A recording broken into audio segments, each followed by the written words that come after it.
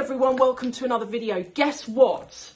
Guess who I am here with today? My brother and my sister-in-law. Best sister-in-law ever. Best sister-in-law in the world. Best brother in the brother. world. Yeah, absolutely. Definitely want to get that one in there. She's laughing already. Okay, so the reason for this is they want to be private because they have like proper day jobs and all the rest of it and boring jobs. Boring jobs. So the reason why I wanted to get them here is because I want to talk today about most and least worn jewellery items. And they have actually got a really good watch collection of like Rolexes and other brands. And I was talking to my brother, wasn't I? And I was saying, like, when do you wear your Rolex and when do you not? You've got such a good perspective on it. Like, in terms of, you were saying sometimes you wear it, other times you don't, and you've got reasons for that. So when I first bought my first Rolex... Which one? That is this one. Okay, let's have a look. Actually, that would be a good thing to have on there because then you can get a good idea. That's really nice. That's my favourite. Is that your favourite? Yeah. Stunning watch. So I bought that Yes. as soon as the shops opened again after the first lockdown in... God, how long ago was that? Like 2020? Yeah. 2019? Something like that? Like 5 years ago. A long time. Yeah. Longer than it feels. Yeah. And they had that on the shelf and it was a discontinued model. So it's an Oyster Perpetual Just Date. I know nothing about Rolex. I just know they're expensive. It's close enough. Right. Okay. So is this something you wear on the regular? No. Okay. So the reason why is because it's mainly with the Rolex has a thing where they say their watches need to be it needs to be identified. I don't know the correct word behind it, but when someone sees a Rolex, it should be obvious that it's a Rolex from like 20 meters away. Yes. And it's that bezel around the outside. It's the fluted bezel. Yes. So that's, I don't know where I was going with this, to be honest. Do you wear it? No, that was it. That is it. Yeah. Wait, Do you wear it? No, don't wear it because it... Because why do you not wear this? Yeah. Because it's just because it's special? Or? Well, it's noticeable. And the reason why is because it draws unwanted attention. Ah, okay. Yes. And what I notice when I'm wearing it is that it catches a lot of people's eyes. And if you're in town, if you're going out for dinner, it draws attention to something that you don't necessarily want attention drawn to. You can't feel comfortable going out for a nice dinner knowing that you're wearing a nice watch. Wearing that. You Yeah. always just have to be on edge. It's so heavy as well. It's so heavy. It's a real just occasion piece only now. Yeah. When you're in a safe environment. Yeah. And you still feel great wearing it, It's lovely. but you can't feel 100% safe. Okay. Yeah. Well, look, before we come on to your watch, your Rolex, but also the watch that you wear on the more regular. Yeah. That's interesting. That's an interesting one. Keep watching for that. But before we do that, I'm going to skip to one that I wear a lot, and then we'll go back to you, and then we'll take it in turns. And I also have something shocking I've got to show you guys. Shocking. It's shocking. You guys have seen it. I'm just going to hold this up to the camera, and I'll show you. Why is that shocking? That's shocking. You can't. I'll show you it in a minute. Show you it in a minute. Intrigued. It's so intrigued. Okay, so a brand that I wear loads of. So when it comes to like diamonds and gold, I have pieces that I don't show on here because everyone knows who I am. But there are pieces that I do show, and earrings that I wear loads of are this particular brand called IDYL. And I know loads of you have heard me talk about them, and you've seen me wearing them. I've copied you because I love the look. She has actually copied me. And I love the look. Yes, You've got a good stack going on. Yeah. I'm going to show you some of my favourite pieces. I've got quite the collection now, and I keep everything in this like little jewellery box. Although the great thing about that brand is that it's all family run, it's all genuine gold, but it's lab grown diamonds. So you get the quality of a diamond, like the high clarity, without having to pay the price tag, and you feel a bit safer. as opposed to wearing like a massive like earth grown diamond, and you've got conflict issues with earth grown and all the rest of it. And you can't tell the difference. You can't. Unless you were an expert on diamonds. Exactly. You don't know what's real and what's lab grown these days. We actually went into a jeweller's in Windsor, didn't we? And he said he can't, even when he's looking at it underneath a microscope, he can't confirm or deny if it's a real diamond or not. So he has to send them off to a laboratory to test. Really? Yeah. I've heard this before. Yeah. Sometimes they sneak through the net because they're so good. So this is a brand I wear all the time. And one thing I want to show you real quickly before we skip on to your most worn, and then I show you this horrific thing that I'm going to show everyone. So one thing I've done is, with IDYL pieces, they're modular. So basically, some of them have like a bar on them. I'll show you here. Some of them have a bar and the earring feeds through the bar. And what I've done here, can I zoom you in? I can't zoom you in. Can you see there? I've actually mixed one of their pear cut diamonds with my own earring above, like the ruby daisies there. And that's something you can do. You can just buy the modular piece and then put your own earring through it. Everything is designed and made in Antwerp in Belgium, which is like the diamond capital of the world, I want to say. Family run, the whole family are involved in the business. And what I also really love is that when you order, and I've ordered as a customer, not as an influencer, they send you goodies from time to time. So I've been sent like things like this that you can see here, like leather jewellery boxes, this beautiful hand-carved wooden jewellery tray as well, hair scrunchies, little handheld mirrors. They really go all out whenever you order things, and the packaging is amazing too. I know I've shown quite a lot of things here, so I'm going to link to everything individually below this video in the description, and I also have a coupon code that I'll put below as well. I don't profit from any of you shopping or using the links or the coupon code. So that's one of my favourite brands. Let's talk about, are we going to do your Rolex next, or Let's do mine. let's do your Rolex? Do you want it in the box? Oh yeah, let's show it in the box. Thank you. I've got quite a dated box compared to... This is nice though. Look at the diamonds in this. I actually don't know which one I prefer best. I really like them both. I love mine. Mine's different to have the Jubilee strap with the diamond. It's a 34mm, so it's a little bit bigger than the traditional women's size. Yeah. You wear yours more than me though. I do. Yeah. I risk mine more. Apart from you going to London, I think you wear yours out far more than I do.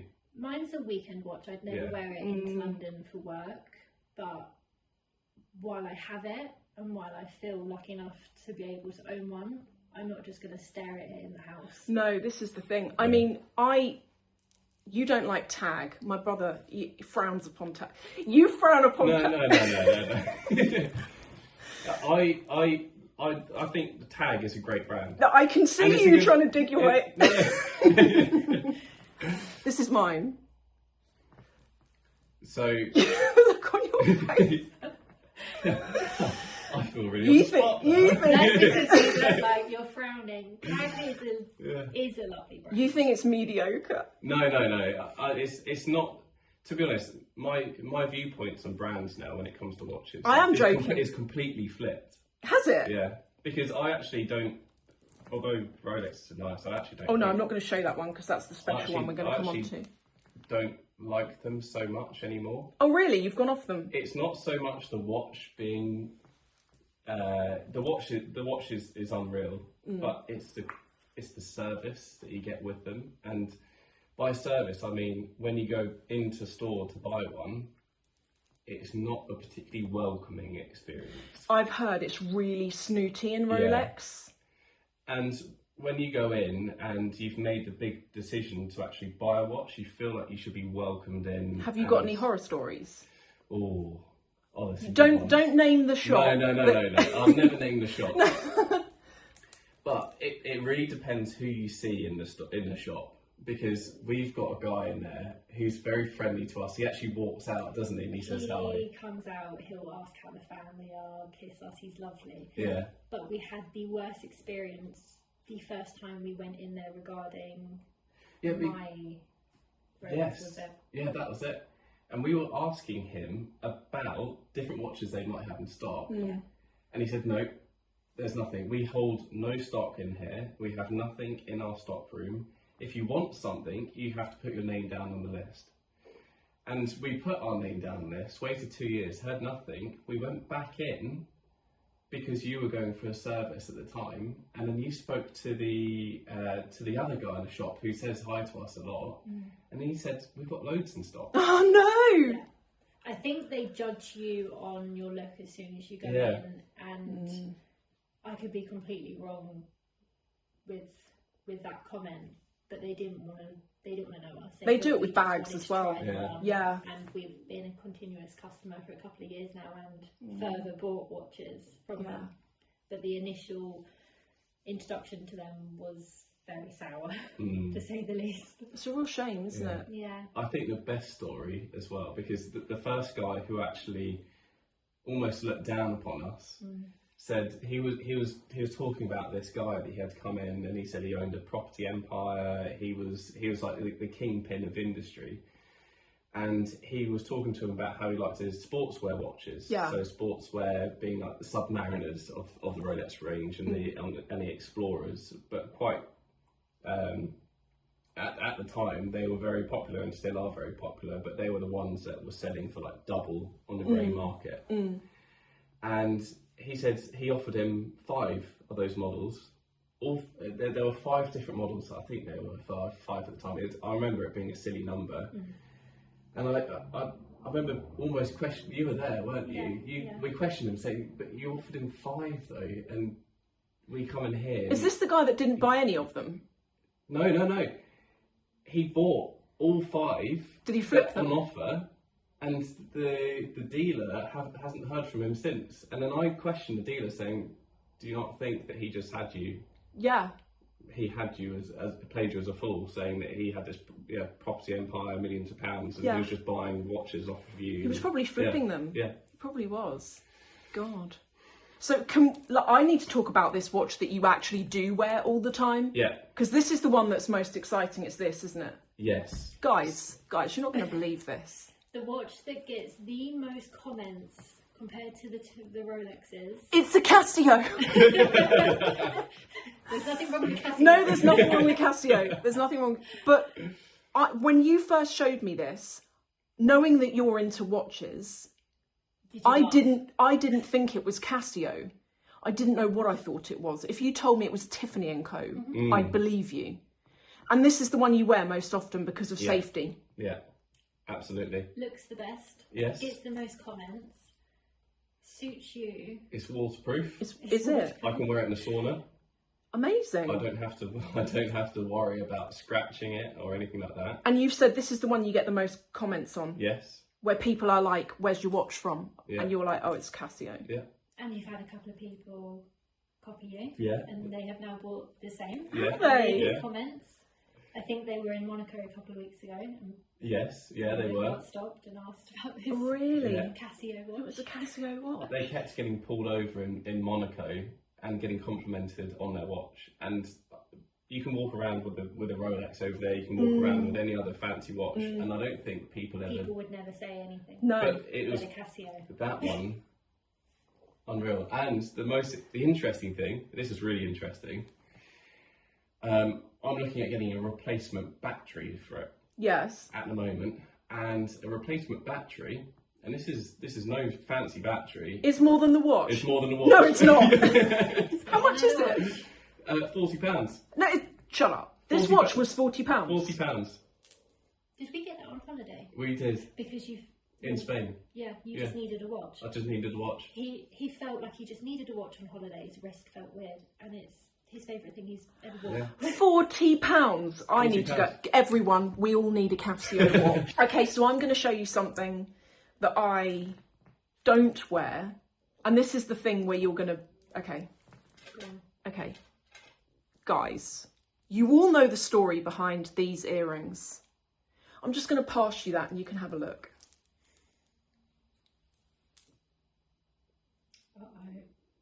Oh no. That's not good from them, is it? Do you think it looks fake? I think it looks fake. It's not, but it looks fake. Well, firstly, it looks fake because it's tarnished so badly. Yes. And secondly, you've lost not just one pearl? They're pearls or? Yeah, well they're plastic, I guess. Still, for Chanel, there's at least 6 missing out of there. It's terrible. Isn't it terrible?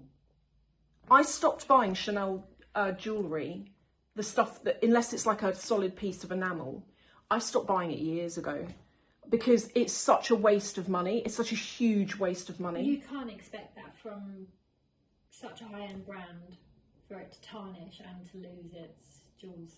And like this stuff is, I mean, must have paid about £200 for it like 10 years ago, but these now would be 800. Wow. Right, have we got one more to go through? We do. Okay. We do have one more. Go on, let's do it. I can Okay. see it. Is this your Harrods limited edition one? No. This is the one that I had before then. Right, so you had the Harrods one, didn't you? So this, yes, I had. So that was almost a regretful decision, actually. You sold it, didn't I you? did. That was to pay for the Rolex I've got though. Look So at this, this- Tudor. This was my first ever luxury purchase on a watch. And it was actually while I was waiting to try and get myself a Rolex. Yeah. Because Tudor is the sister brand of Rolex themselves. Yes. So you get some of that refinedness and quality like you do with Rolex, but for half the price. See, I will say, when my brother first told me about Tudor, I laughed and You did laugh. I remember. I laughed, and because you were like, "Oh, it's like a Rolex," and I was like, "Yeah, but it's not a Rolex, though, is it?" And also, not only did I laugh, but I probably looked at you the way you look at me about tag. But then I totally got changed by this brand. And you're right, and I think it's really grown massively in popularity over the last 5 years. But they do this in pink. Have you seen the pink version? Yeah, it's amazing. Oh my god, how much is it? £5,500. £5,500. They're not like a fortune. No, and the interesting thing is that it's the same movement that they put in the brightening chronographs. Is it? So the brightening chronograph is what, £7,500? So you get an internal mechanics of a £7,500 watch, and you get the quality of Rolex. But would you rather just buy a Rolex if you're spending that amount of money, or would you rather buy Tudor for the... But the Tudor experience was way better. You get welcomed, you get sat down, there's no opinions. Do you get the champagne treatment? You can get a champagne if you want a champagne. And not only that, what we had with that as well is they were negotiable in price. Yeah. So you had list price, but then, you have a champagne, you get talking to the reps, and if they like you, they would actually knock a bit off as well. It's a much more friendly experience, yeah. Because in tag, I know we laugh about tag. Yeah. But in tag, they're really nice. Yeah. They are actually really nice in there. I had one experience where they were not. Yeah. But then I went to a different store and I've never had a problem since. They've That's always good. been really, really good. Yeah. Do you get worried wearing yours anywhere? I do. Even though it's just a tag. It's not. No, look, we can banter about this. We can joke about this. I don't actually wear it. You know what I wear? I've shown you these before. Oh, is this my favourite? Doesn't that Isn't it? look Yeah. like Cartier? It does. But it's not. It's Seconda. I thought it was Cartier. You literally did. Yeah. And it's not. I actually might have to copy you and get this as well. It's really nice. And they're like £50. The one with crystals is about 60, I think. But they're not more than 60. I'd like one for work, but then again, with these watches that look so creamy now, they're under £100. Is there still a worry there about being much for one that looks like a Cartier and it's not? I mean, you could do. At the same time, if people start wearing these watches, will it disincentivise muggings and stuff like that? Because more people are wearing what looks to be high-end premium watches, but are actually £40. £40 watches. The other one I wear is this. This is my favourite. Yeah. You like this one? I love this one. Look at this. This is Dior. And guys, I paid like £90 for this on eBay. It's secondhand. It's like an old vintage Dior watch. It's the real deal. And I always wanted the one with the pink strap, but I could never afford it back in the day. And now I have it. It needs a new battery though. It doesn't work at the moment. Anything more to add? We've got an Apple Watch. You do have an Apple Watch.